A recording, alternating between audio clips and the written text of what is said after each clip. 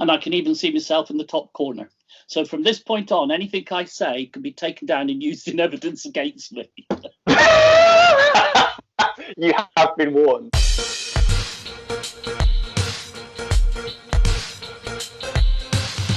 Hello and welcome to Outdoor Instructor Chat. My name is Niall from Instructor 101 for outdoor instructors that want to make an even bigger impact on those that they work with. In this episode, I had the absolute pleasure of chatting with Ray Goodwin. For those that don't know him, Ray holds an MIC or a Mountaineering Instructor Certificate. He is also the first to be assessed in all three of the British Canoeing Union's Level 5 coach in Inland Kayak, Sea Kayaking and Canoeing. And on top of all that, in 2019 he was awarded an MBE for services to canoeing. And these are just some of his many achievements. So a big thanks to Ray for taking the time to chat. Now I've made sure to include lots of links to everything that we discuss in the show notes, to make sure to check that out as well, but also to Ray's website and his YouTube channel, so make sure to look at those as well. Other than that, let's get on with the show. Enjoy! All right. Hello and welcome to Outdoor Instructor Chat. So today I'm joined by the one and only Ray Goodwin, the man who needs no introduction. Except for those who don't know me. Apart from those that don't know him. So in that case, Ray, I'll let you introduce yourself. Well, Ray Goodwin. What am I? Started is it Sir Ray Goodwin? Sorry? Is it Sir Ray Goodwin now? No, but you know, I did notice you didn't tug your forelock. It's merely an MBE, so I didn't get the sword treatment at the palace. Just a handshake and you know the medal pinned to my chest and all that sort of stuff. But my daughter got to see somebody get knighted, which she really enjoyed. Amazing. But you know, I'll come back to that because there's something really funny in the middle of that business. Yeah, I mean the MBE is sort of from what I've done in paddle sport. It actually says for canoeing, and that's. I think they might be trying to tell me my career's over. Yeah, have a medal, Ray.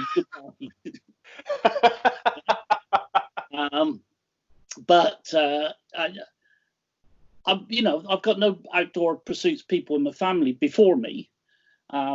We weren't farming folk, but we lived on the edge of farming, and I just was adventurous. You know, a bunch of lads, all the same age. You know, from 8, 9 years old, we were out on the fields. As we got older, the farmer would let us build dens in the barn. We actually made our own ropes. I had a book about kids going caving, and I had some diagrams. So we made our own ropes out of baler twine. We were absolutely crap at the knots though, and I remember dangling off the ground when the one on my feet bloody dropped. We made ladders and everything, and we were allowed to build dams, chop down trees, light the biggest bonfires that they were huge bonfires. And then we moved. You know, when I was 16, we moved, and I joined a Venture Scout unit, and somebody took me rock climbing. And they took me up into the mountains of Snowdonia in winter. Pretty crap leadership. I nearly didn't come back from that, but caving, tiny bit of kayaking, and it just blew my mind away. And I was a reader. I love reading.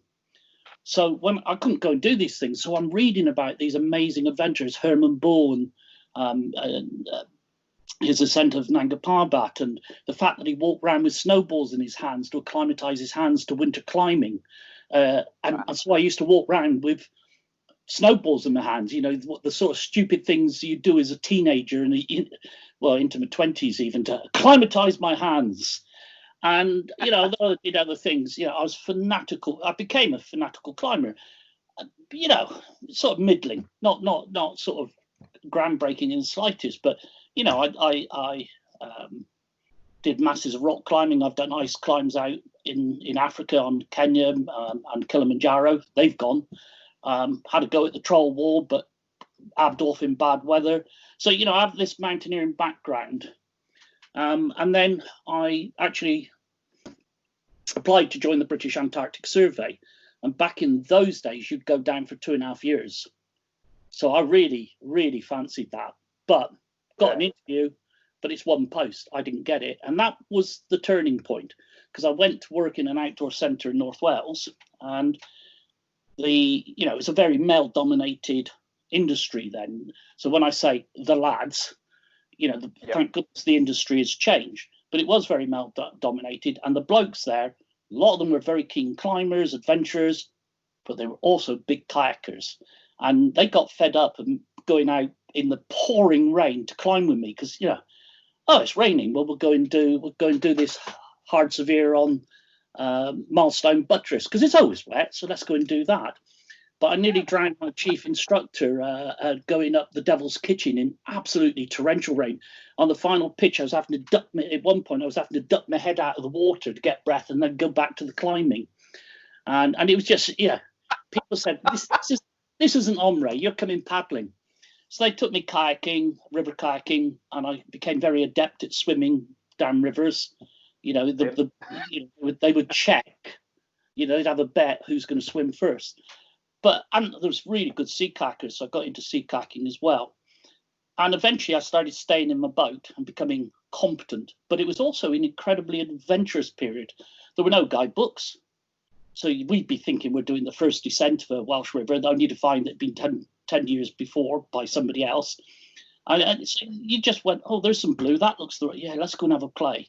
So some great people to be around. And then the sea kayaking took off as well. Because in the summer, if I was off on a day myself, I could just put the boat on the roof, go and have a huge adventure.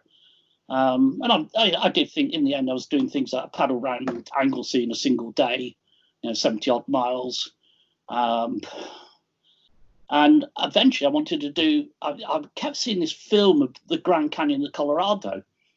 I thought, oh, bloody hell, that looks horrendous. It was the first British descent of the Grand Canyon. And then I heard 2 Americans had swum the length of it. And I thought, well, if they can swim, I'm a good swimmer. I've swum most things in North Wales. So I put together a trip down the Grand Canyon, and I didn't swim. By the end of the trip, it got really silly because, if your mates were down the bottom of the rapid and they signalled to you, they were signalling left. Was it the safe line was on the left, or was it the gnarly hole that you were going to swim out of was on the left, and they were trying to get you in it for the laugh value? So you were trying to guess them as to what was going on. I saw a mate run over by a raft on flat water, and he attempted to roll, but all that appeared was his paddle to the side of the raft. He didn't realise he was still under it. The raft guy got 500 points for that. It was that was like classic wipeout. So I've got all this background, and I became very competent. I've paddled in Nepal as well, Grand Canyon. I've did a trip in these estates, lots in the Alps, lots in Scotland. But then, in my late 30s, a guy called Lowell Collins was working with me, or mid-late 30s, and he was Lowell is an exceptional kayaker, one of the best in the country. And a top outdoor educationalist. He's got his PhD on coaching theory to do with canoeing and adventure sports. Wow. He's a doctor. I've asked him to have a look at my complaints and bits and pieces. He said, not that sort of doctor. But he was a canoeist as well. And we had a canoe available, so we went canoeing. But we weren't afraid of the water, as you can imagine, because we were paddling class 5 in kayak. Anything you're going to paddle in a traditional canoe isn't going to scare you in the same way. And I sort of worked on the principle that, well, I realised I was paddling with some really top people, and we were pushing and into the situations where swims aren't really a good idea at all. You're on the sort of water where swims are not good. And I'm thinking this is getting really serious. And I really sort of reasoned that anything I did in canoe, I could swim to the side. It's not in the same league. Now, the only thing you've got to do that is I did the first crossing of the Irish Sea in a canoe. Swimming to the side from the middle of the Irish Sea is not a practical proposition. So my logic behind taking to the canoe sort of goes out the window. And so the canoe just gradually took over. Now, in this latter part of my career, I've canoed a lot in North America, in Scandinavia, south of France. So in this latter part of my career, as the body begins to break up, I'll be 68 this year. I gave up working on ice in the mid-50s. I gave up whitewater kayak tuition, and about 2 years ago, I stopped doing the sea kayak guiding. I just wasn't doing enough to keep fit for it. So now I'm down to the canoe, and I have just a massive love of the craft.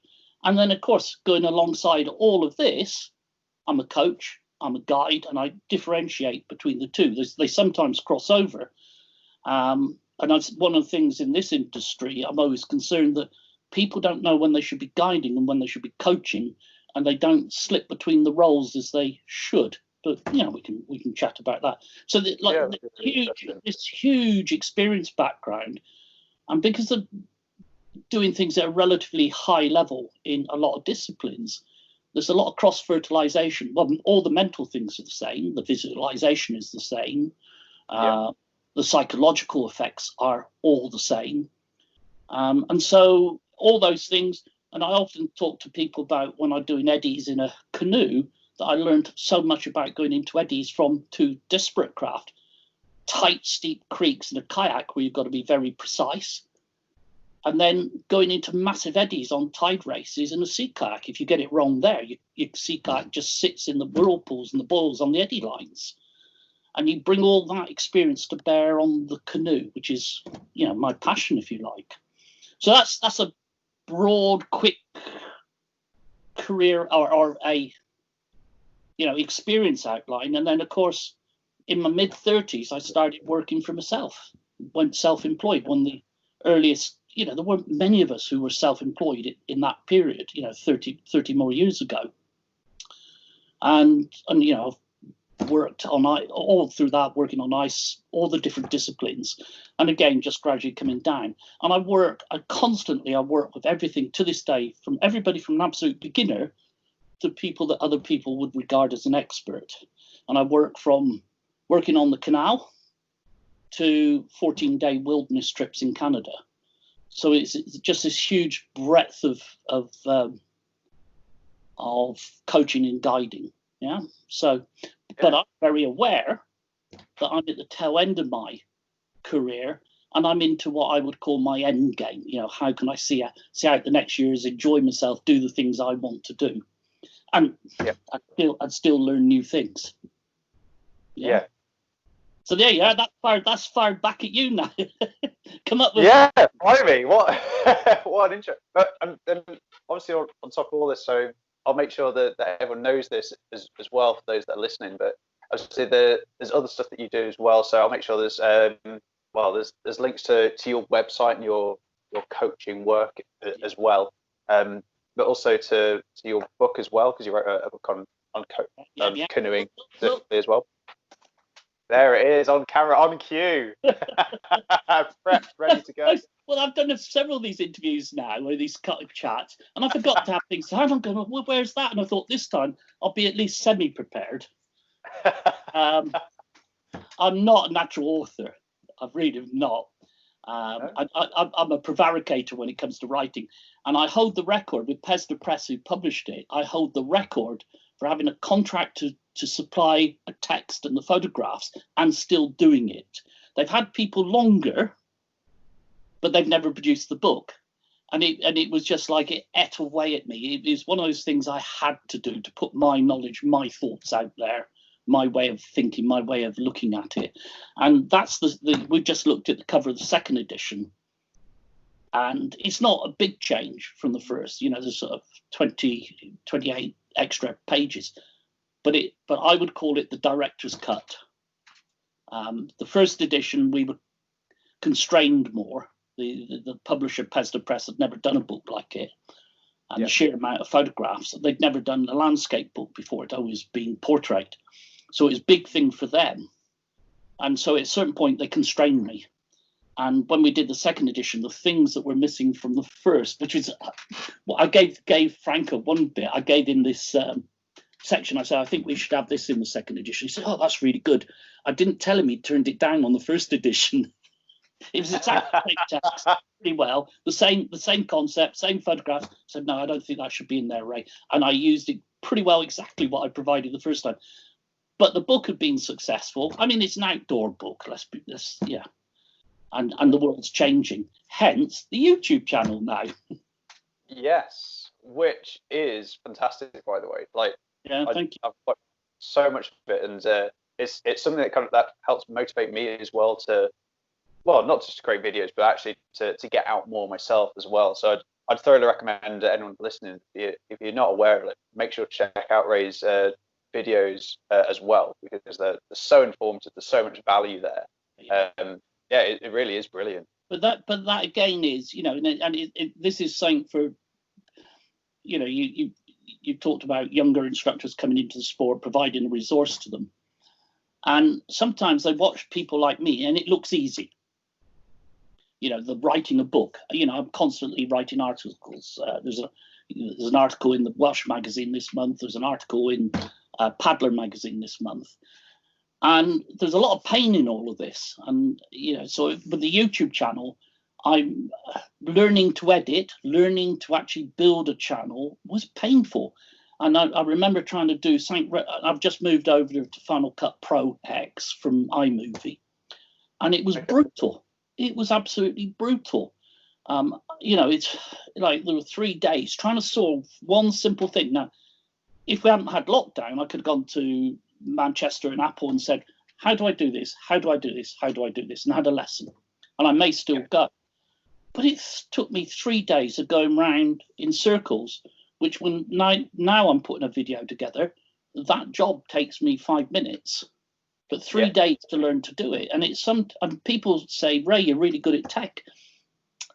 Not really. But I very often, like my climbing, like my paddling, I see an objective. My objective is to be an MIC, the old money of mountaineering instructor. So I'm not only am I out there climbing, but I will redirect some of my energy into getting that. I want to do this trip. Okay, well, I'll do and the same, the Grand Canyon was like that. There's my idea. I want to do it. How am I going to do it? And the same with the YouTube channel. I wanted to put my ideas out there. Now, whether it ever earns any money, realistic money, is a totally different ball game. But I think it's this thing of I want this. How do I get there? And there's a very old, with instructors, teachers, there's a very old-fashioned and incorrect way of splitting learner styles. Sort of your reflector, your pragmatist, and they do the 4 styles, but they miss the 5th. Stubborn bastard learner. and that counts for more than anything. I'm a mix of all the 4 styles. Anybody that's any good is a mix of all the 4 styles. Yeah. But there's also, you got to be a stubborn bastard. Some people really, really pick some things up easily. And then there's people like me who, when you watch me in action, make it look easy. But it wasn't easy to learn. And I'd say that goes across the physical skills, the technical skills, the writing, and anything like that. So the sheer effort that goes into these things, And again, I'm driven. I'm getting old. I want to leave. I'm having fun. It appeals to the creative side of me. But some of those videos, they're earning pennies, and they're taking me. I did one on surfing, but I had the really good quality film, but I didn't have a clear way through in my head. So I probably spent 2 days going around in circles trying to work out how I was going to put it together. Once I got the idea, it was easy. But none of these things, this is the art of anything that's good. It looks easy, but it wasn't necessarily easy. So there you go. No, it's fascinating. Like I can definitely relate to the YouTube side of things, definitely. There's a lot of stuff that kind of goes into the background of learning anything, isn't there? And I really like the concept of the stubborn bastard learner. Like that's it's so true. I think if you're motivated enough, like you're gonna work towards it, aren't you? Assuming you know which direction you want to go in, of course. Yes, yeah. Now, this is another thing with my career at this point, is that I'm getting people who come to me because of a reputation, not because of a British Canoeing award or qualification. And in fact, many of them won't have ever heard of British Canoeing. So they will have heard of me because of the book. They've liked the book. If they don't like the book, they're not going to come to me. So, there's a self-fulfilling prophecy. If they like my style on YouTube, and that's now generating work, but YouTube is me. I'm not putting up a false image of what I am. It's my humor, my way of talking, my way of explaining. If they like it, then they're considered coming to me. If they don't like that style, they're not going to come to me. So again, the people who come to me are sold on the idea of Ray Goodwin and the way he works with that. But this thing with this, if I call this stubborn style of learning, and this is a thing as a coach, I had a customer this started about 3 years ago, and he nearly died on Derwent water. He'd bought a kayak, and his second time out, he went on his own. He went out onto Derwent water. He does a lot of things on his own. I mean, this is a guy who cycled across America. He goes on big cycle rides. He goes out to the Far East and cycle rides. He's used to doing things on his own. And socially, he doesn't always get on well with people. So if he joins a group, he doesn't always fit in. But this incident on Derwent water, second time he went out, it's November, and he gets in his boat. It's a little touring kayak, and he sets out, but there's an offshore wind. And he's being blown out, and he's blown out, and he's blown out. But it's a strong enough wind, and it is a strong wind. There are waves building up pretty quickly. And, of course, he has no idea. Ends up in the water holding the boat. No idea what to do. There's no one on the water. And the wind is strong enough holding on the boat. It's taking him across the lake. Now, that's a strong wind, and it's November. And he, at a certain point, accepted that he was dead. He wasn't going to make it. And he must have been close to dying. And then he got really lucky. Somebody spotted him from the shore. Dog walker, somebody out like that.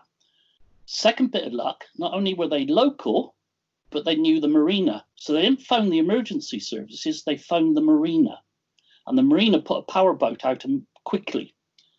And they got to him. And he was so far gone. And you know this thing, when somebody's vertical in the water, there's pressure on the legs and the body adjusts. And when you pull him out the water, you drop the blood pressure catastrophically on occasions. And he actually went unconscious when they pulled him from the water. So he must have been close. And of course, he's in a buoyancy aid. So the moment he becomes unconscious in the water, he's dead. He's going to drown. So he decided he didn't like kayak and he wanted to do canoe. And he was going to, who shall I go to? And he came to me. And he booked 2 days. And he is one of the 3 most awkward learners I've ever seen in my life. My career spans a lot of people. And I'm talking about learners who want to learn. Not people who've been told you're going to do this session because you're an instructor, you need to go and do this qualification. These are people who want what you're giving. And he had broken his femur in a motorbike accident and said, I can't kneel. So I was absolutely, once I'd said at the end of a couple of days, I said, look, if you can't kneel, you're not going to be able to do the things you want to do. Oh, so this is a guy who then goes back home. He's early 50s. He's retired. He's making a fortune on a tech company. He's not rolling in money. He's careful. But he goes back home. He practices kneeling hour after hour at home so he can get some flexibility back into his legs. And within a month, he was able to kneel for periods of time. So he's having to do with pain and exercise. Trying to communicate with this guy. I show him things. I get hold of his paddle and I manipulate him and his paddle and push him into things. I explain things or every single way. I use every bloody trick I've ever learned in my life, and it doesn't work. He just doesn't get it. And then you get little breakthroughs, and I'm thinking, is he ever going to? And this is me, one of the most highly experienced coaches in the country. I'm thinking, is this guy ever going to learn this stuff? And I work on things. And he said, I'll book some more lessons in a week's time. Okay, I'll see you in week 10 days. I had a quiet patch. It was great. Come back next time. He can do it. Because what he's done, he's gone out on the canal and done it and done it and done it and done it and done it. And eventually, he spends a lot of money with me through this winter. But in the end, we laugh at each other. I start explaining something, and this blank look comes over his face, and I just burst out laughing, and he laughs at me. We just know there's a communication thing here. It just does. This is, on the other side, I have to tell myself, this is a highly intelligent man. He ran a tech company big enough and well enough. He sold it, and a house in London with enough money never to have to work again. Yeah.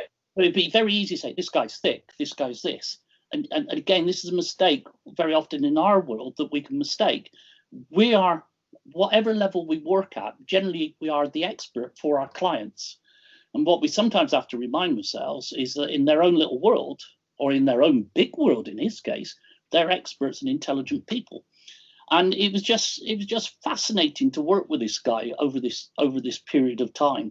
And if you look at him now, he's as good as most canoe leaders in a boat.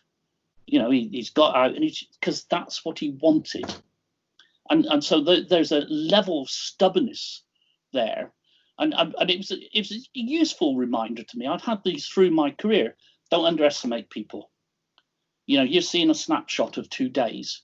You might get some young buck who's extremely able and just picks things up really easy, and your day is going, and you're just giving the ideas in 8 time. You see them a year's time, they're not doing it. They've forgotten it. They're not interested. I mean, you get equally able people who take off.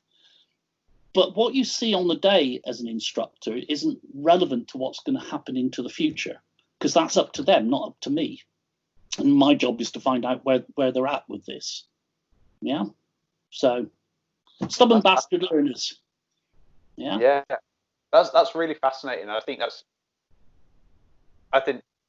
a lot of people would hold you in very high regard as well for your coaching experience and knowledge, and so it's really nice for someone in my position to hear a story like that and go, yeah, there are times where you're scratching your head a little bit as well and going, okay, how can I work this? Yeah, it's a real problem when people come to watch me coach, in that what they're watching is the result of a whole career of analysing and looking at things. Yeah. And what they don't realise, I can think of a case where a woman it's a long time back, certain things are such important lessons to you, the coach, the individual, that you never forget them. And they might be 30 years ago, but they change your thinking at that moment. Was this a change in thinking? Probably no, not necessarily, but it explains something, I think, very well. She'd failed a coach award, and one of the reasons she'd failed was her forward paddling in kayak. They didn't tell her what was wrong with her forward paddling, but they told her that was one of the issues. She came to me for some coaching, and she was quite upset, as a lot of people are when they fail things, but the feedback hadn't been specific enough to be helpful. They'd given her broad brush feedback rather than, here's your issue, go and sort this one out. Okay, so if I fail somebody, which is a different thing on a leadership award or a coach award, I try to, I'm always conscious they paid the same money as the person that passes, but they're not away with a certificate. And how I deal with that next bit is really important. And they don't always want to hear. So I always want to point out what's at the right standard, what the patterns were that caused the failure, not a one-off incident. It's generally a pattern. But the trouble is, a lot of assessors will use a one-off part of that to explain. Now I'll say, here's the pattern, and this is why that happened in that situation. And then other things that they need to strengthen. So I feel I owe them a lot. But I didn't feel she'd got specific enough information. But anyway, I'm watching her forward paddling, and there's something not right. So that's a good starter. You get a gut reaction. And I'm going through, nothing's leaping out at me. So I'm going through my tick list. And I spent 30, 40 minutes, maybe 30 minutes trying to sort it out. There was a strange little flick in one of the wrists. And at the end of that, I went, and this is how she'd paddled for years. And this is what, so it'd become disguised. If you watch a beginner doing certain things, you pick it up very quickly. But once somebody's paddled for quite a lot of years and she'd done some distances, And what it was, she wasn't releasing the hand grip. So when she was actually rotating the paddle, she was doing the rotation with both wrists all the time. And it caused a curious little skip in the forward paddling stroke. Now, that took me, let's say, 40 minutes to spot that first time. You come along to watch me a couple years later. Yeah. And we're watching somebody I've never seen before, and that little skip's in there. I go, I know what that is. And you think, bloody hell, Ray's really good. What you don't see is the 40 minutes it took me to work out what was happening the first time. And so you don't get to see my analytical powers. I'm working in this world that I know there's what's going wrong. It's likely to be this. And it's very often I see this, so it's likely to be this. So you then get your normal solutions out and you use those. Comes a time when they don't work. That's when you start seeing the power of a really good coach or instructor in all sorts of levels. They start working around it and trying different things because they're into an area that they don't know. So yeah, it's interesting, and it's that the things that I do quickly, and you have to have this long build-up of analysis and looking at folk to actually do it. And the other thing you've got to remember as a coach is you're only watching from the outside.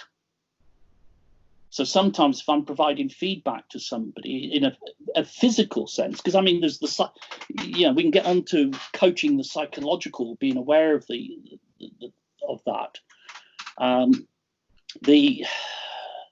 What's saying there? I only have an outside view of things. So when I'm providing feedback to a client, and a critical piece of feedback is when they've got it right. Because when they've got it right, they need to know it's right. So they can continue to practice doing it right. But the other thing I've got to be aware of sometimes is I'm only seeing it from the outside. So the typical phrase I might use is, oh, that's really good. Or that looks good from here. That looks good. And then I'll go, how does it feel? Okay. And sometimes I turn around and say, it feels really smooth, Ray. It feels good. Right, we've ticked both boxes. Sometimes they say, oh, that doesn't feel good, Ray. It feels like there's a... Now, two things could be happening if they say it doesn't feel right. One, they could be doing it right, but they're used to it, and they've got something else they're used to. So, you've then got to reassure them, or there's something else going on that I haven't spotted. And they're providing me feedback, it's not working. So I now need to look at it and question them more about things. Yeah. So that analysis, I keep looking across here because you've provided some sort of questions on that. But we were talking about, it sounds all very technical. It's about a stroke or a move on a wave or how you run downwind or build a sailing rig, how you crosswind. There's all these technical aspects of it, but there's also the psychological aspect or the physiological one. And I work in Canada. I should be out there now. I should have just finished a 14-day trip with clients on the Porcupine. It was float plane in, float plane out. I should sit here and cry. And Lena and Maya should have flown out to Canada today to join me. And we were going off for a wilderness trip, with my little 10-year-old daughter, her second wilderness trip in Canada in canoe. And, that's all gone by the by for the moment. But when we take clients into that environment, a lot of them have never experienced that before, to be committed. All the risk changes. So a lot of them have got a bushcrafty sort of background in. They've got sharp knives and saws and axes. Well, we don't take a lot of axes with us, and we discourage axe use, to be honest. Okay. Because I explain to customers, if we're 7 days into the wilderness and you put an axe into you, we've got a satellite phone, but we might not be able to fly you out from where we are. We might have to get to somewhere else. Meanwhile, I'll do the stitching. Do you really want me to do the stitching? Yeah. And it's the consequence of an accident, putting a knife into your thumb here, okay, we can wrap it up and take you to the hospital. And even where I live, we can be at a hospital in 40 minutes, or we can have an ambulance here in 20 minutes, 10 minutes. Do that in the middle of the wilderness in Canada, and you're into a different world of pain and woe. And I'm trying to get people psychologically to adjust to the fact that you have to change your behaviors. And the other thing about it, a lot of people that are bushcrafters, for instance, walk into the woods and practice their skills and just chill out in the woods. Now you're doing after a day of portaging and canoeing in the rain. And actually your ability to get a fire going and tarps up is really key now. But you're tired and you're using an axe or a saw or a knife and moving around on wet rock. Yeah. And so we've got to adjust them psychologically on that. And things like, I've paddled around Wales twice. First time I did it 28 years ago in canoe, groundbreaking. Nobody did a bigger trip for 25 years in canoe on the sea. We did 400 miles on the sea, and it hasn't been surpassed. To Colin Skeeth and his nephew Davis went round the whole of Britain 2 years ago. So for 25 years, it stood as one of the pinnacles of canoe in Britain. Sorry, I've gone off on a tangent now, and I forgot where I was. Sorry, I'm just kind of have to encourage it, to be honest, though, because it's all just fascinating to me, because we talk about risk and like adapting to those situations, and then we obviously start going on to your longer trips as well. So the second time I went around Wales, we got back. You got me back on track. Thank goodness there's somebody that's younger than me and has a brain that still works. I don't know about that. Yeah, don't worry. My brain used to be like this at all ages. It's just my memory that goes. So I was actually employed to run the trip 10 years ago. And then we found Lena was pregnant. And so my daughter is due. And my daughter is born 7 weeks before the trip. I was 57 when she was born. So she was a bit of a surprise. Fantastic surprise. Really, she's on the videos and stuff. But when I start that trip, none of the guys that I'm guiding have done anything like that, the three guys of that scale. And one of them, the most he's ever done is 2 nights camping on a trip, 2 nights. And the first part of a trip, you start hurting, because you're working on the sea, you work with the tides and the weather. If the conditions are good, you go further. If the weather's bad, that's when you have your rest on the shore. And psychologically for him, that was hard because he's hurting. He's hurting physically. Yeah. He's questioning, I've got 20 days of this or 25 days of this. And I've got to reassure him that this is normal, that I'm hurting a bit as well. And that what will happen is in 4 or 5 days' time, that will go and will start disappearing. So that's not just a physiological thing. It's a psychological thing. And the same when we fly customers into wilderness. And some of our trips, a trailer will drop us at a launch point. But other of our trips, we go in by float plane. And that's amazing. I love float planes. One of the asides on that, very often the float plane you go in is normally older than the pilot you've got. Because they keep refurbishing the plane and they keep it flying and it's airworthy. But it's like going in, some of the instrumentation is like a 1950s tractor on a farm rather than anything else. And I've gone in just below cloud level with an instructor who's looking, a pilot who's looking at the tourist map so he can find his way from lake to lake. But you fly with customers, you land, you unload, and everything's really busy. It's all been very exciting. And then the pilot pushes off, starts his engine up. The engine sound is tremendous. I love the sound of the engines. It taxis round and then he takes off down the lake, goes. Sometimes they come back through, give you a wing waggle, and then they're gone. And then silence descends. You haven't got any tents up, you haven't got your gear sorted. And one of the things I love doing is just standing and looking at the customers at that point. Because at that point, they realize now, that's it. They've got 14 days in the wilderness. They've got a journey of hundreds of miles. They've got portages, they've got rapids, they've got lining. And there's an awareness there, and there's a real psychological impact on them. And again, as we start down this journey, you know, the psychological sides of that. I mean, the psychology is really important, whether you're teaching somebody to run a rapid. As an aside on that, I've had a few people in canoe and kayak over the years who are really afraid of capsizing in a rapid, but really want to do it. Go back to this stuff. I want this. I want to be able to do this. What can I do, Ray? Well, let's get you in a wetsuit. Let's get you in a dry suit, and let's go swimming.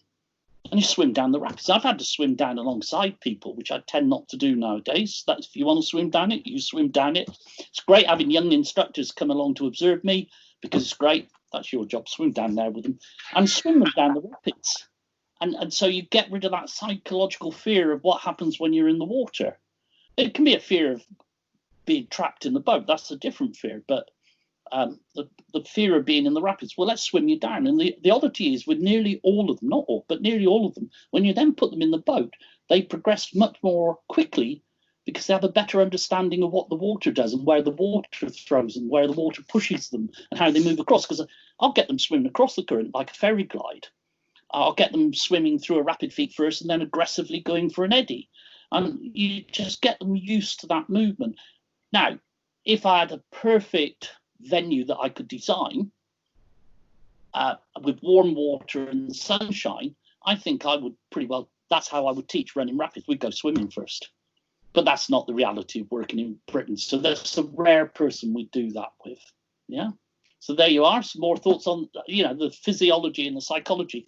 You know, you've got the tactical, you've got the technical stuff of side of things, but you've also got these big things of physiological and psychological stuff. Yeah. But I noticed in your list, you asked, how do you deal with a client that feels they need to be coached in two ways? Okay, so just as a heads up for everyone listening, so I should say, so like with a lot of people that I do these chats with, I don't want people to go in blind into these questions, to give a bit of a prep. So like Ray's obviously been super prepared and got the list of questions that I sent across before, so which is brilliant. Like, it was to stop me going off on too many tangents.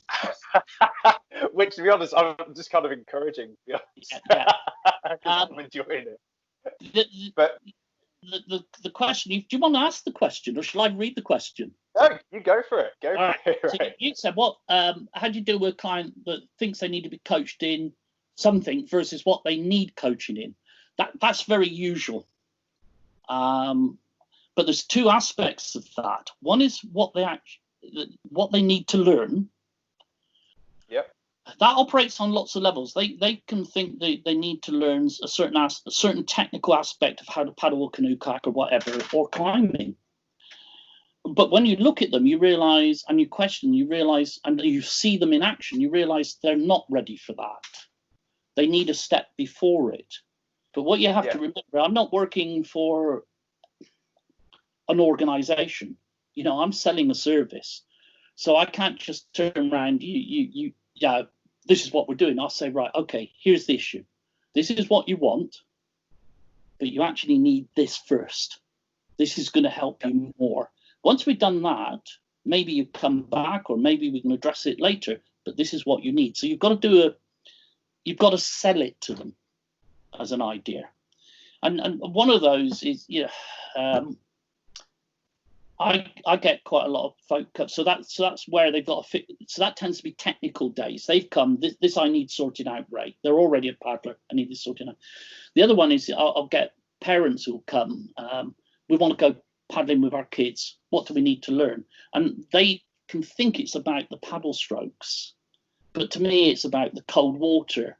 The fact that, I said it to the guy yesterday because he's had 2 days with me, and I said, when you're learning, can you swim to the side?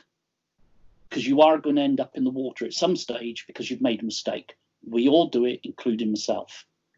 You end up in the water, and it tends to be easy places because you've chilled out and you've done something. I mean, I was resting my knees and I was sat on the rear seat of my boat. Somebody said something behind, I just turned around and went straight over the side. I was instructing a group of leaders at the time, canoe leaders. And the gods were with me. That all the folk, nobody grabbed the camera fast enough. One guy did, but it jammed, and it was just like, yes, the gods are with me. So there was no evidence, so it didn't really happen, even though I'm telling you about it now. So one of the things is telling them you can go in easy places, and that you've got something very precious with you. So, you know, when my daughter was very young, I was out there paddling, but there's certain things I would, you know, going across Bala Lake in February with really cold water, I would only go across in easy conditions. I would be kneeling and I would be in company. What are the chances of me going in? Very, very low. But what's the consequence? Little ones don't last long in the water. And, you know, so I'm trying to teach them about, if I call it risk assessment, because that's basically what it is. We've given this very formal term to this concept. Oh, risk assessment. Oh, it's health and safety. No, it isn't. Anybody who's good at the job is good at risk assessment. It's just now we're asked to put it down in writing so we can share it. And, and in the centre, that can be really useful because, you know, if I go to work somewhere, as a highly experienced person, I will spot all the normal things, but it might be something that only somebody who works in that venue constantly will have spotted that's different. So a site-specific risk assessment, to me, is really important because it's the things I wouldn't spot as a practitioner that I want to know about. There's a loose boulder here, or there's a blind spot here on the walk back up, or there is this area of water under this weed, the concrete slab is corroded. If you push off in your kayak, somebody's going to cut their hands. I won't find that out until somebody cuts their hands. So a risk assessment that is site specific should have that in. So when my daughter started walking and toddling around, I did a risk assessment for my garden. It wasn't written, but what I was doing was a risk assessment, because there are drops in my garden where she would break and possibly be killed. But she would break, definitely. There are other ones where she's going to roll down the slope and get bruises and a bit of a battering, but she's going to learn. So it was as a committed outdoor practitioner, where's the acceptable risks, where she's going to learn, where's the things I cannot allow to happen? And so, you know, risk assessment is something that we do all the time.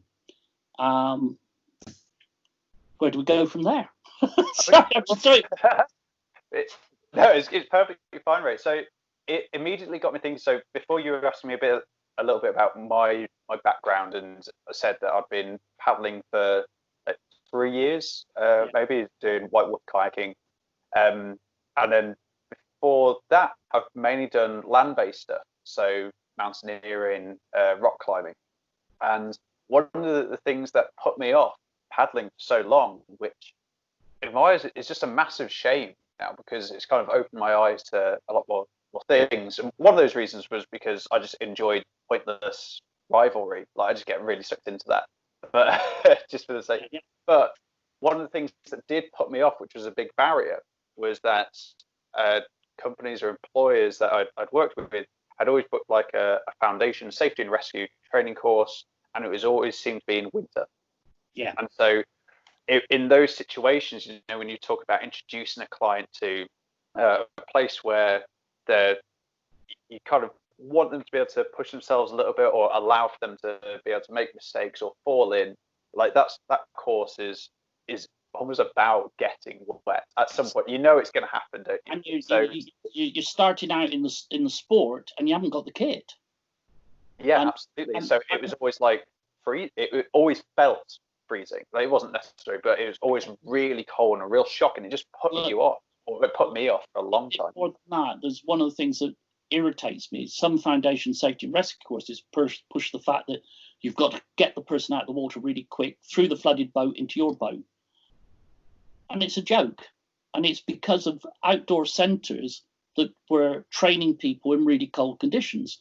Now, I'll point out to people, if I'm in the middle of Bala Lake and somebody falls in, you ain't coming in my boat.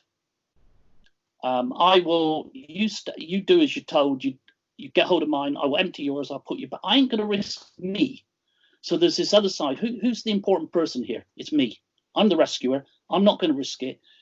I've normally got kit in my boat. What if there's two in my boat? There's no room.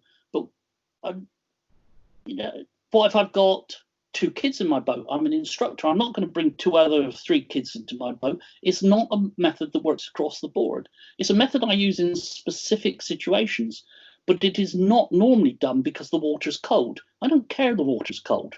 You've got 10 minutes of them being in the water before they're useless. That 10 minutes is when the hands and the legs, the hands stop being useful. So you've got to do your rescue quickly. You've got 2 or 3 minutes to get it over, done with, and then back in a boat. Because at 10 minutes, the hands won't work. That's normal in really cold water. Very soon after that, the arms and legs aren't going to work because the temperature's dropped. Are they hypothermic? Well, probably not for another 30 minutes. I would say even in any British cold water context, you still got 30 minutes before they're hypothermic. And there's this obsession, got to get them out of the water. No, that. And the places where it's being done are safe places where they could swim to the side anyway. Put them out in the middle of a lake. You cannot risk the instructor. You know, they might be cold, they might be freezing, they might be shivering. Tough luck. If you want to keep them safe, they stay in the water till you've got an empty boat. Put them in an empty boat. Make it clean and easy. Now, there are always exceptions. Yeah. Always exceptions. But by doing all that training in really cold venues with people that safety and rescue in cold venues is now lopsided a system, as far as I'm concerned, that people become obsessed about getting people out of the water. And it doesn't take into account this thing of who's the important one? Self, team, swimmer, in that order, kit, finally. And it's reversed it. The swimmer's become the victim. I don't like calling them a victim. You know, but let's say the swimmer, they become the important thing. Get them out of the water. They get cold. No, the important thing is you. Make sure you don't end up capsizing because you brought somebody who's cold and cumbersome out of the water into a flooded boat. But there are always exceptions, and it's good to do. But jumping back one before we jump around. I mean, we're coming close to an hour already. But said about with clients who think they need to be coached in certain things, and when you look at them, you don't. So there's always a period of analysis at the start of the coaching session with somebody I don't know, and the reality is the first 20 minutes they're only warming up. And some of the things you see wrong in the first 20 minutes are going to actually disappear anyway as they become smoother. And I'll normally give them things to do. Yeah. So, I have to warn clients because sometimes they think I have a magic wand. Oh, Ray's here. Ray's going to sort me out immediately. No, I need to see you. You know, you come into the doctor's surgery, tell the doctor you've got a blah, blah, blah. The doctor's going to ask you questions. The same here. And I'm going to see you. And then I'll see if that matches up with what you're telling me. But the other one that's been interesting is mainly with ready instructors, young instructors. They were at one time they were beasted with this idea that there are these 4 learning styles, and preferences over visual, audio, and kinesthetic, and it's all to an extent nonsense. There's underlying truths and there are interesting concepts and ways of explaining things. But I've had people say, "I don't learn like this." Well, actually, you've been fed a load of tosh. If that's so, you learn. All of us learn by a mixture of things. Very successful paddlers like myself and performers, particularly, but coaches particularly, performers and coaches have learned by all the methods, and it depends what I'm doing. Because when it comes to like learning Final Cut Pro to edit my films, I'm a pragmatist. I don't want to know all the theory. I'm not a theorist. I want to know a method that works, and I don't even want to know another method if it works well enough. Yeah. But when I've done a video, I will reflect on it. So I'm a reflector. I'm an activist. I get bored. You know, somebody tries to coach me, and I get bored. I'm like a naughty kid. I just grin and like, I'm doing it. So I'm all of those things. But some people like to say, "Well, I've done the analysis. I'm this." But it's also certain things are best taught in certain styles as well. You talk about visual, audio, kinesthetic, which are really only ways of processing information. And I had a guy who told me right at the start of a session, he was a really nice guy, really enjoyed his company. I only learn by doing things, Ray. Well, we all learn by doing things. It's how you process the initial information to enable you to go and do it usefully. And you can imagine I use all sorts. Certain things are best learned by them going to experiment, go and try this out, try different angles, come back, let's have a chat about it, let's do it. Other things, this is how it works. And this guy, I really sort of gave him a very active thing. I would give him a little bit, go and try it, go and do it, come back with questions, fire him off. And if it was useful, we'd keep moving. And then I was teaching him a stern pry to accelerate. So big power stroke into a stern pry. Some people call it a power pry, but it's a power stroke coupled with stern pry. And he was a decent paddler in the canoe, but he only had a J stroke and a stern rudder. He didn't have a power pry. So I said, right, you're going to need to learn this. And what I do is I sometimes it's off the shelf. It's the way I teach it. Just pull it off the ready shelf, plug it in, and it's the same every time because it works.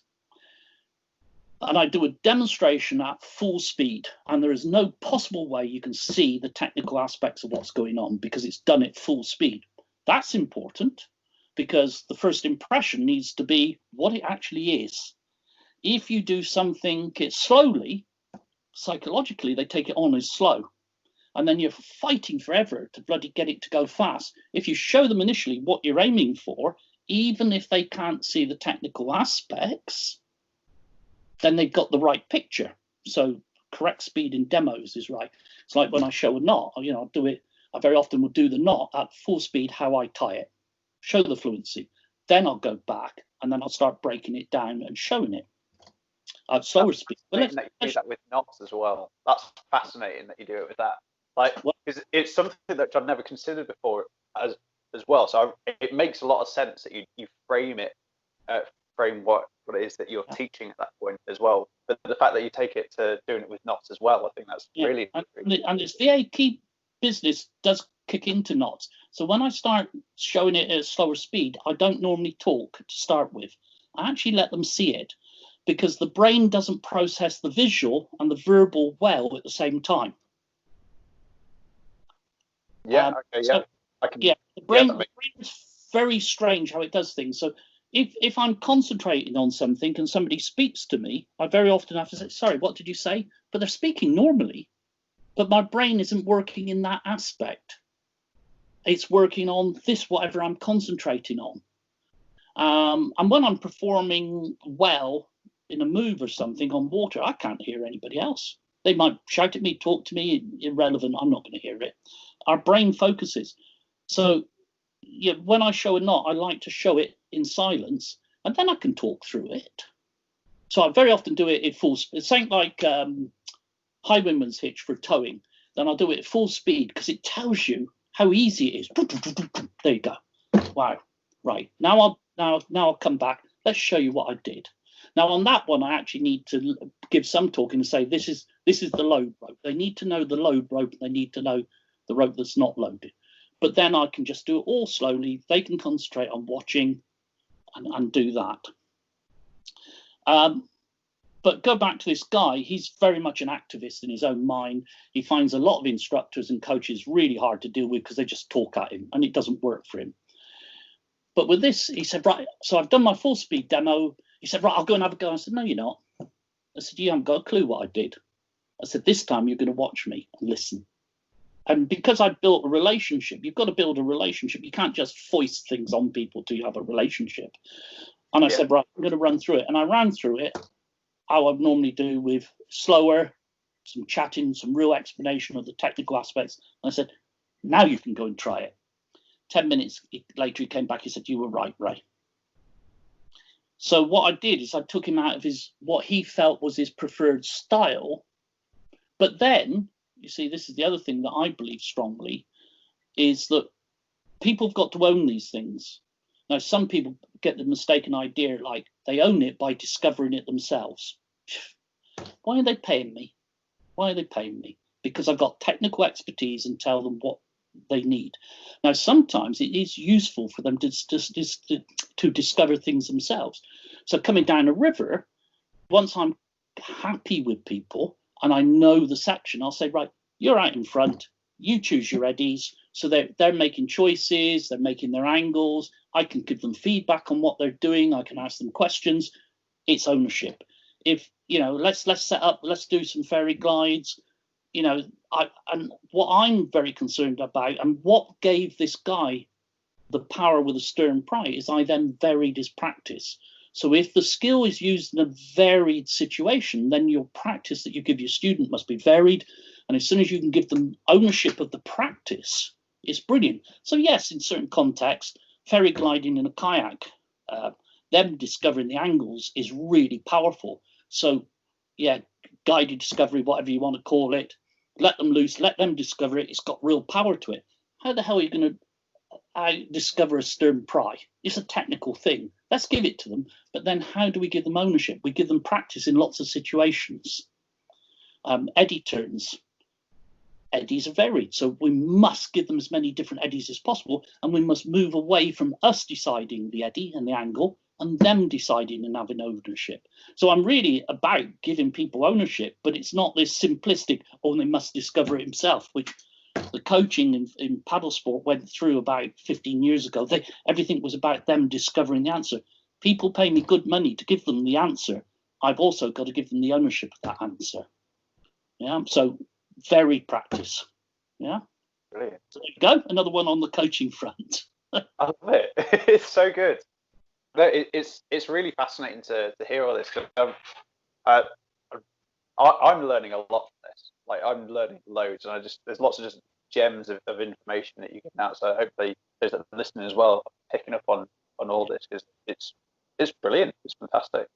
Well, the oddity of all this, though, is that I'm actually giving up teaching coaching.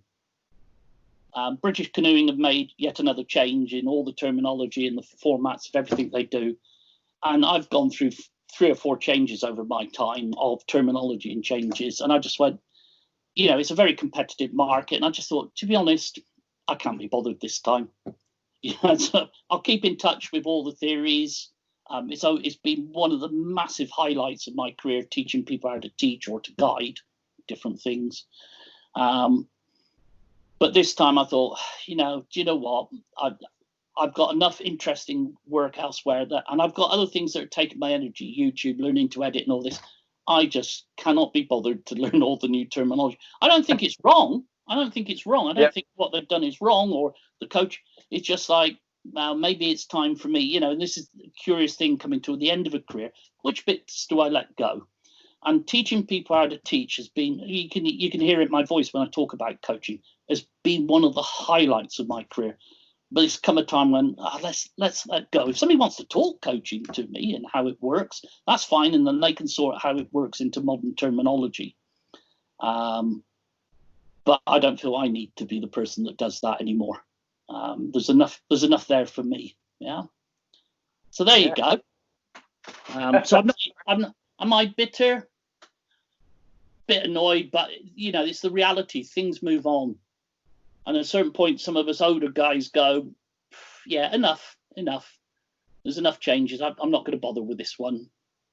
Yeah, and I'll go off and do our own thing. I'll keep going on the leadership awards, still guiding, still doing lots of other things. So there you are. So it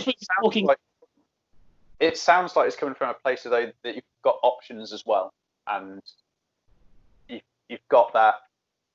I mean, I'm trying not to put words into your mouth, but it's just how it came across, that you've got other options and things that you're very passionate as well, which you just want to focus on more instead. Is that? I think it's that. It's the realization I would have to put quite a lot of work in to move into this modern system. Yeah. To translate all my passions and ideas into more modern speak, if you like. And align them, and with the changes in the past, I've learned a lot. I have learned a lot with those changes. It's made me. I've always been fascinated, right back to the days of early coaching in paddle sport, and I got interested in. There's a book called The Inner Game of Skiing, where it's one of the earliest theories of how people learn, and conscious and non-conscious side of the brain. Absolutely phenomenal text. The guy wrote The Inner Game of, it's a guy called Galway, and he wrote The Inner Game of Tennis. He was a tennis star as a youngster, and I could, but The Inner Game of Skiing is better. He did it with Kriegel, I think it is. Quite proud of my memory at my age to be able to come back to that. And it was about skiing, and skiing is about speed and fear, so the psychological, the edge, the turning, and I took so many lessons directly from that book into my paddle sport coaching. So right from those days, and he talked of it as self one, the conscious, the self two being the non-conscious, and it was very much based on stuff in Zen Buddhism, and the martial arts and calligraphy in Japan. I even understood the tea ceremony. You and I can't do the tea ceremony because we interrupt the flow. I've read things like Zen and the Ways to look at the philosophy behind it all. So I've always been interested in how our brains, and this was really before the Western world got into coaching science as such. The communist countries in Eastern Europe were into it much before us. So gradually over time, all this coaching science has come in, and it has influenced me. So I'm not decrying it. It's given me a greater understanding. It's just now feels a step I don't want to take. There are, as you say, YouTube and editing and stuff like that. That's what is fascinating. That's so often my conversations with people. My missus gets bloody fed up with it. She's not one to be shy, I tell you, when she's fed up with something. So there are other things that are taking my energies, and I've got to look at where I put that energy now. So the energy is limited, and the time, and the reality is the time of being able to do it is now limited. The body is getting old, the knee is shot, which affects lots of things. So I don't go and do the walking in the mountains now, but I still eat as if I did, which isn't good for me. So again, one of the things, hopefully younger instructors coming into it will listen to this sort of conversation. If they've got any sense, they're trying to get ideas from everywhere.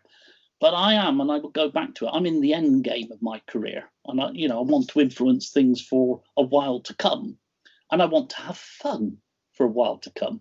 And I want to confound some of the younger coaches and instructors for a while to come as well. That gives me great glee. If I can pull forth on just by guile and experience, that's one of the great pleasures in life. But if they beat me at a move, I can say, are you really competing with an old age pensioner? So it deflates their achievement. And I have to remind them, if I beat them, that I am an old age pensioner. You've got to keep people in their place on these things. I do try to help them a lot as well, but there's a very mischievous side of me as well. I can't help having a bit of fun with it. Yeah. So the other thing one there that interests me, if you've got the time, you said, do I ever analyze my own paddling, or are you always doing this? Does this impact your own? Yes.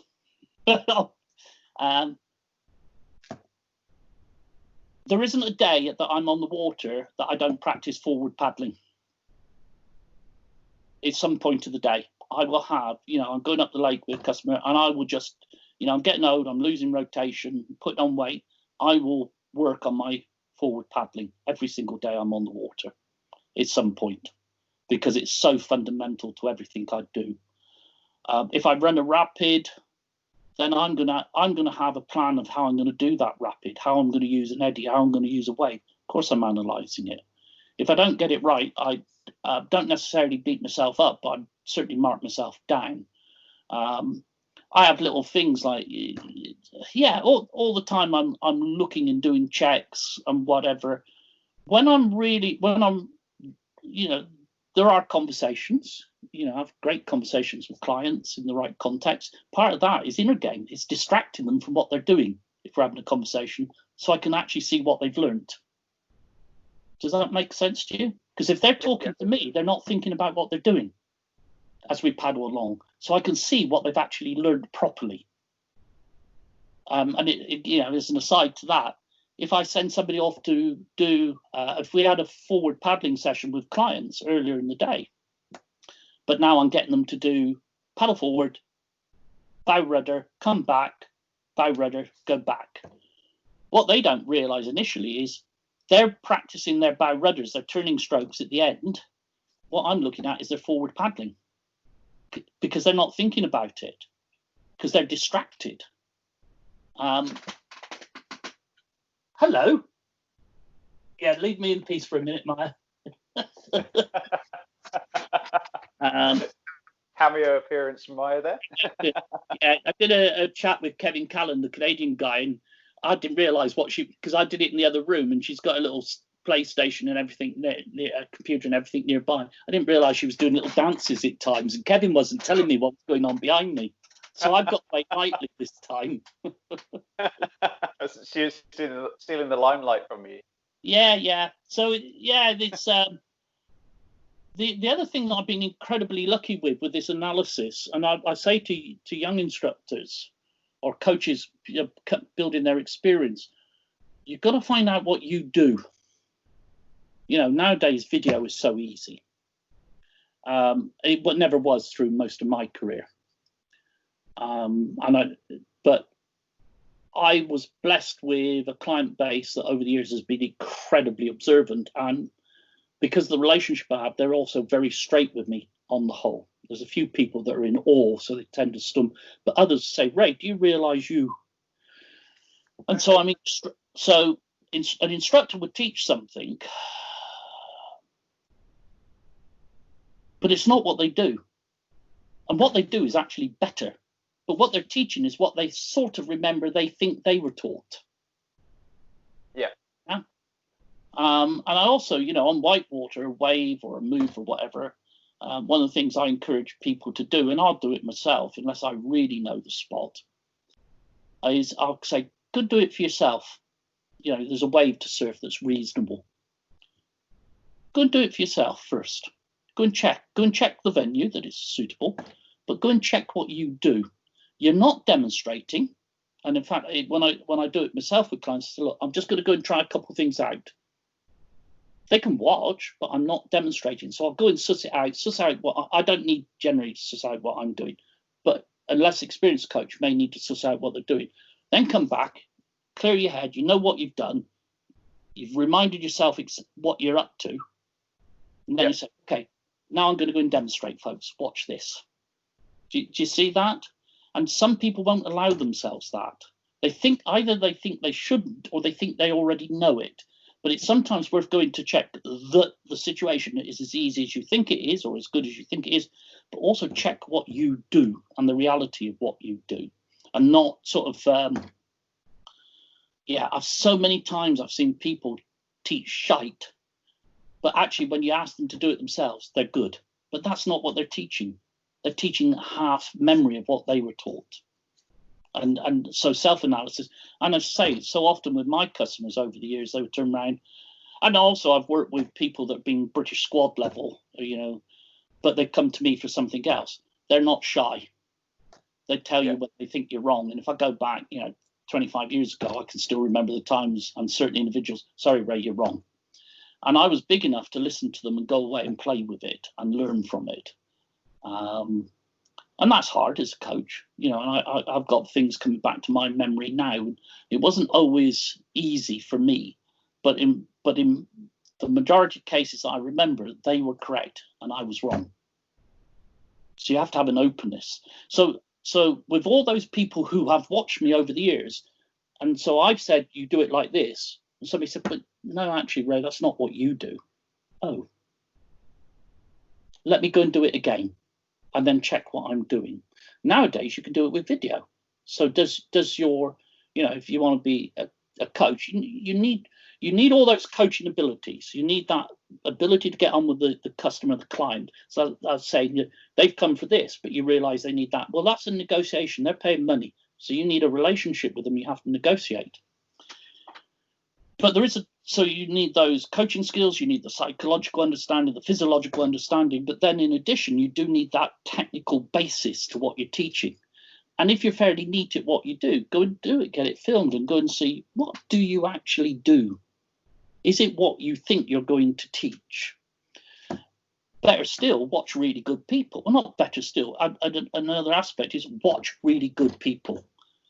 And if you can, get clips of film. And so my forward paddling is massively influenced by watching film of sprint OC1 and OC2 paddlers. It changed my concept of forward paddling importantly. So what I wrote in the British Canoe Union handbook, technically on forward paddling, my opinion of that is it's crap. It's wrong. But it was a blind alley we went down. In my book, I feel I've got what is correct, but that was influenced by watching top-class Olympic, world-class athletes performing. And I looked at that and I went, okay, so what I'm been saying isn't right. It can't be, watching these people. And so it's interesting on a river, I'll be in canoe, but if I see a good kayaker coming down, I'll stop my group and say, watch this one, because you can see, I might know them, or I might watch the style and go, this is worth watching. Let's stop and watch it, because we're all in boats. But it's fascinating to see how many coaches get wrapped up in their own little, I'm teaching in a kayak this. And you see somebody good go by, and they don't even glance at them. They don't ask the group to look, and they don't even glance at them. But there's me sitting in the edge saying to my group, watch this one. This is good. Yeah. And so I do that a lot. So I would urge people to look at people that are good, get film of themselves, and check what you're teaching matches what you do. And sometimes, most times you'll be better than what you're teaching. And sometimes you're actually got something wrong that you need to sort out. But get it filmed, get it sorted, cut the pathway down. Yeah. That's fascinating. So I do it like that, and I'm conscious of having my paddling analysed for 35 years now. I've been analysed. Any customer, there's so many of them that have got the ability to watch me and say, yeah, that doesn't match up, Ray, or what are you doing there? And sometimes when they say, what are you doing there? You haven't told me about that. I said, do what? And they say, and I said, let me just do it again so I get it in my head what I'm doing. Yeah, okay, right, what I'm doing is, because we're non-conscious performers most of the time. If you're good, a lot of what you do is without thought. And again, that's back to how, if I want to really check where a customer is, get them to concentrate on something else and then see what the other elements are. So, you know, like the forward paddling when they're concentrating on the turning, because they're not thinking about it. So you get what's actually embedded. Yeah. Happy with that? So did you have so happy. So did you have some quick-fire questions? Yeah, I've got some quick-fire questions. If you still got the time, that is. I'm very conscious of that. But like, yeah. Well, all right then. We'll start with some quick-fire questions. I'll try to do relatively quick-fire answers for you. We'll see what happens. So these are questions which I've asked everyone that I've spoken to so far. So first of all, favorite outdoor space to be? Canadian wilderness. That straight away. No hesitation. Absolutely. I love my local places. I love the Dee. I love Llyn-Tegid and the Mouth-Ac. Canadian wilderness, and that now gives me a dichotomy because of the problem of flying and, you know, global warming and climate. Yeah. And, you know, I really don't know where to go on this anymore. You know, I'm committed for the next years. My body's going to fall apart. I won't be doing it in 5 years, 6 years time. But the Canadian wilderness, because particularly Ontario, Quebec, Ontario, Manitoba, yeah, and if you go there, that's where the canoe comes from, and you understand the why of the canoe. You know, it's all this thing of portaging, lining. That's what you do there. It's a wilderness travel. You know, portaging skills, the whole bit and pieces, and it's just like, it's fantastic. I've learned so much there. I've enjoyed so much there. Yeah, the Canadian wilderness, and particularly through Ontario and Manitoba. But I'm going to Saskatchewan next. So there you go. Sorted. All right then. So, favorite piece of gear or equipment? I've got to do two on this, and I could give you a whole list. My paddle by Freebird, which is a whitewater Big Dipper, and it's because I was so involved with the they did a company name change, but I was involved. They gave me some paddles to try out. They gave me a paddle they called the Dipper, and it was really nice. And I said, blade's too small for me. So within 2 weeks, they'd made a bigger version, which they call the Big Dipper, and really enjoyed it. And then they were talking about making a whitewater paddle of wood, and they were looking at very traditional, a very normal whitewater shaped blade, so flat, square at the end. And I said, well, why? I said, look, you've got the skills. The original whitewater paddle is a beaver tail. But we generally don't use it in, they used it because it's a big blade. That's what they used to steer in rapids traditionally before modern times. So there's lots going for it, but it's difficult to make it strong enough. And they came up with a phenomenal paddle, beautiful. They had to put more weight into the shaft to balance the blade, and it's a stiffer shaft, so it suits me. And it's got a big blade, which is glass covered with glass rope around the sides.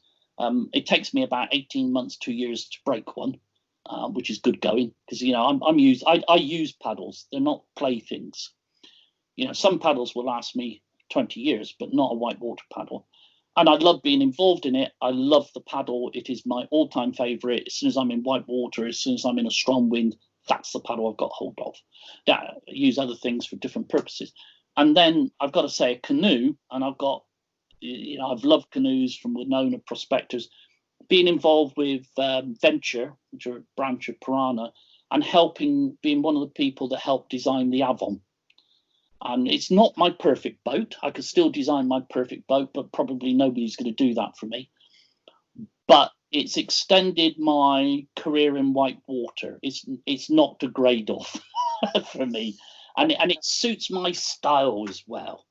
It really suits my style. I love a boat that requires you to work the boat. A lot of people would call it twitchy, and it is twitchy. I'd call it responsive. It responds to the paddle, but if you haven't got your paddle doing anything, it's going to twitch. So so when you're poling, it's quite a hard boat to pole. It's a very stable boat.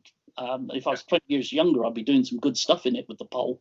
I don't like falling out now, and if you're a poler, you do fall out.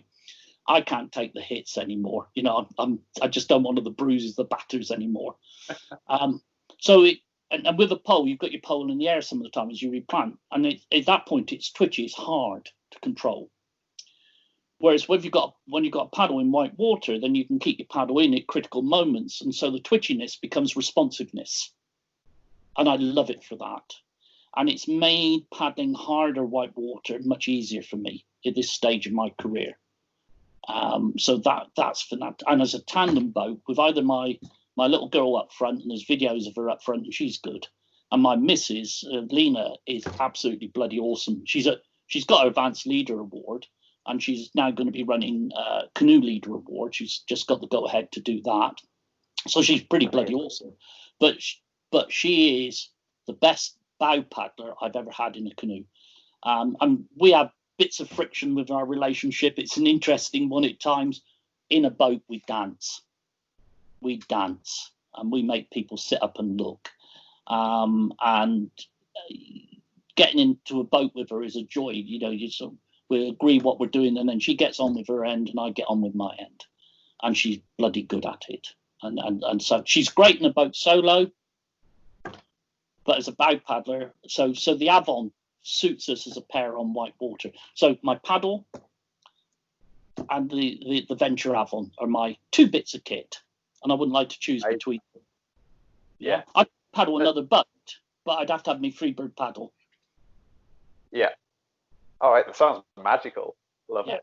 So good. Okay, a good instructor always has. So if you finish that sentence, so what does a good instructor or guide or coach always have? An open mind and the ability to be hard when necessary. So again, two things. Yeah. So so you could look at bits of kit and whatever. Depends on the environment, to be honest. I'd hate to be without my tarps or an axe in the correct environment, or a good bushcraft knife. But I think, a good instructor needs an open mind. They need to see possibilities, both in the client, in the environment, and not get locked in too early on something. But the second one is the ability to be hard, to know when you got to push. You got to push the client. You got to push in that environment. And I can think of cases both on snow and ice where it's got really nasty, and you don't want any of this gentle bloody instructor sort of how you don't care how you are. This is how it is now. Same on the water. I've pushed hard. I've had somebody on the verge of hypothermia, but I knew that there was a campsite that would then, and I just pushed hard and brutally because I knew I could keep him warm enough to get there, and then we could get it sorted properly. And there's a hardness in me at times like that, and with the best people I work with, my colleague Paul Kirtley I work with in Canada. So I think, open-mindedness in a lot of situations, you don't get locked in. You see other possibilities, both with people, environments, decision-making. But at a certain point, you've got the ability as an instructor to turn hard, core, look in your eye. People aren't going to bloody argue, and you're not going to take anything. This is how it's going to be. Yeah. And I always like to see that when I used to employ instructors years back, I always like to see that ability. You get your young instructors who are really nice, really good with groups. But the first time I see them having to make a big decision, even though the client wants to go on, they turn the group back because of conditions, or they push this because of the conditions. Then I chill out and relax. I know they've got that steely core that you need in those environments, rather than just being nicey nice all the time. Yeah. I love the answer. That is fascinating. Particularly that being hard and direct when needs, because actually, to think about it, that's not something which, so not in the environment I work in. I've worked maybe with you've got to be kids in a residential centre, but I can see how much value that would have, and it doesn't seem to be. It's not something that comes up in conversation much when we look on the leadership spectrum from sort of. So you're still leading, but you're down towards the left of the spectrum. So you're really involving the group in the decision making and the like. Though I did have a Dutch group, I guided sea kayaking for donkey's years until I decided that I wasn't doing enough sea kayaking to guide them anymore. And they invited me to the Netherlands to say goodbye. They flew me, Maya, and Lena out there to one of their big do's, and they looked after us for a weekend, paid for our expenses. And I was chatting to them, and I said, yeah, but I gave you choices. Yeah, you gave us choices, Ray. You always made it clear which one we should choose. But that's a different thing. But you can involve people within decision making. And when we do stuff in Canada, we try to do that. They don't always want that. You get some groups who really want, and some individuals want to be involved in the decision making. We retain the overall authority, but they want to be involved. So, you're down that left side of the spectrum, but you should have the ability to go to the right side and be close to Attila the Hun. You don't lay cities to waste and piles of skulls, but you make the decision, and this is how it's got to be. And there's also, clients will expect that in some situations. They don't want you pussyfooting around. They are beginning to be aware. Hopefully they're beginning to be aware, but they're not always. Yeah. I've had a few of those. It's one of the dangers of being an instructor. They place too much reliance on you in a serious situation. And they don't realise how serious it is because you're going to look after them. And I've had that conversation in the pub afterwards. And I'm going, oh my God, you just didn't realise, did you? And if you work in these big environments, it's going to happen. You'll be on snow and ice, and all of a sudden it isn't what it's meant to be. I've had water, super cold water coming up the cliff and freezing on our rope, our gear, and us. And you just got to get out of there. And afterwards, the client said, and I said something, you really remain relaxed and calm. He said, yeah. I was with you, Ray. I knew I'd be all right. I'm going, little did you know how close we were to the edge. So you've got that, but there is a danger when you realise you've got to go hard, but the clients don't. Then you've got to handle that with some degree of explanation. But you've got to be able to move about that spectrum. Any leader who operates in one area of it, and again, going back to when I employed people, I needed to see that normally their coaching is down that group-centered line a lot of the time, particularly development work with school kids. but they've got to have that ability to move in a tight situation to being hard. That's what looks after the client. Yeah, I've had rivers go mad on me, and it's just like, this is how it's going to be, folks. Yeah, you do it by the numbers. Yeah. Okay. All right, last question then. Last quick fire question. Okay, so best advice for an outdoor instructor? You've given so many different gems like scattered throughout all of it. What would be the top thing or the first thing that comes to mind? Right, okay. I think you have to differentiate. So if you're going to work, so a lot of the work you do at Robin Wood, Robbinswood, it's about the abilities with groups and giving them ownership, getting them to try things. And on that sort of work, I'd say be very clear what your objective is. So is the objective teamwork? In which case, are you setting it up so you're not interfering? They're not looking to you. So in a gorge, you might have a primary school group, and the teacher says they're useless at helping each other. They're all individualistic. Well, you set it up, they help each other, and you don't help unless you really, really have to, because the moment you help, they realize they can step out of it. And so you set up your gorge walk so it's going to be truly, not lip service, about helping each other. It may be that we had a case of very similar sort of work, working with teenagers out of work, could be long-term unemployed, not listeners, and they just wouldn't listen to us. So we had a night exercise. We drop them off, and they had to, and so we just said, okay, I will give you the instructions, and the timekeeping was used as start dead on the dot is 7. I will take a chair, I will put it in the center of the room, and I will start talking. I will wait for no one. I will not raise my voice, and I will not repeat it. You get the information once. If you haven't got the information, you're going to have problems tonight. And so people listened. It was the only time on the course they listened. But they came, so you can just change what you're doing to suit what your objective is. And your objective could be just, we're going to have fun. There's nothing wrong with just saying, it's going to be fun. We're going to get soaking wet. We need them to be safe, but it's going to be fun. But very often when I'm going into that sort of group context, some schools have come and they said, we want some teamwork and this, and they're just, it's lip service. But if you truly want to do it, go into a session knowing what your objective is. So I would say that on that one. I was going to go somewhere else with this, with that. And then on the hard skills one, again, you need to know what you're trying to achieve with it. If you've got a clear picture in your head, then you can move to it, and you can use different routes to get there. So there you go. Yeah. Great. That was fantastic. Thank you so much for taking the time to chat.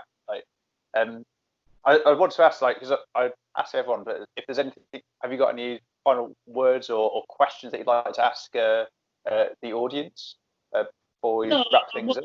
A final thought, a couple of final thoughts. I've done this as a career. I did 4 years in a school, but I was employed because of the outdoor side. So basically, from the age of 21 to now I'm 67, this is what I've done as a job. If you want to do it at a high level and you want to do the coaching work and the climbing work, the guiding work, you need experience. There's no two buts about it. It's about having experience. And so get out there and do it. And you've got to have a passion for the activity if you're going to do that. If you work in some centres, then it's fine. You need a certain technical skill, but you've got to just enjoy working with those people. And the final thing on it, you've got to like it. You've got to accept that it's a job. And some bits of it are incredibly repetitious. And it doesn't matter at what level you work with the kids. They're going to ask the same questions every week or twice a week when you get a new group, or with adults. When I'm coaching, there's long periods I can do nothing. I'm waiting for that client to absorb what I'm giving them. And it can be a long day. And, I'm obviously enthusiastic about what I do, but there are elements of that job that are downright boring, but you're being paid and it's a job. And I think at the end of the day, you've got to keep that passion, but you've got to remind yourself that you're doing a paid job, and you've got to accept those other sides of the job as well as everything else. just go and have fun. It's you know, I wouldn't change my career. I would have started using walking sticks far earlier. I'll tell you that, to protect my knees. But other than that, I wouldn't change my career. I've had a lot of fun, and there's still things to do. So an absolute pleasure to talk to you. Yeah, thank you so much, Ray. It's been amazing, absolutely amazing. So I've learned so much. I'm sure everyone that's listening will get a lot out of this as well. So thank you so much. Not at all. Yeah, so for people that still listen, so thank you so much for taking the time to listen as well. Make sure to check out all the Ray stuff online. Like I said, there's going to be links scattered down in the show notes. Also, make sure, I really urge you to make sure to check out Ray's YouTube channel as well. There's so much useful stuff on there as well. It's brilliant. It really is brilliant. But other than that, make sure to like, share, and subscribe to all of Ray's stuff. If you want to do that for mine, then great. But definitely do that to Ray's stuff. And until next time, take care. Thank you very much. Ray. So once again, a huge thanks to Ray for taking the time to chat, but also thanks to you, the listeners, or whether you're watching it as well on YouTube. Thank you so much for taking the time to do that. If you're interested in taking part in an outdoor instructor chat yourself, then just drop me a message. But also, if you've just got questions that you'd like me to ask those that I chat with, then yeah, just drop me a message as well. Other than that, I've got lots more resources on Facebook, Instagram and YouTube, so make sure to check that out as well. And this is also available as a podcast, but if you're listening as a podcast already, then you already know that. But thank you so much for taking the time to watch and or listen, and until next time, take care.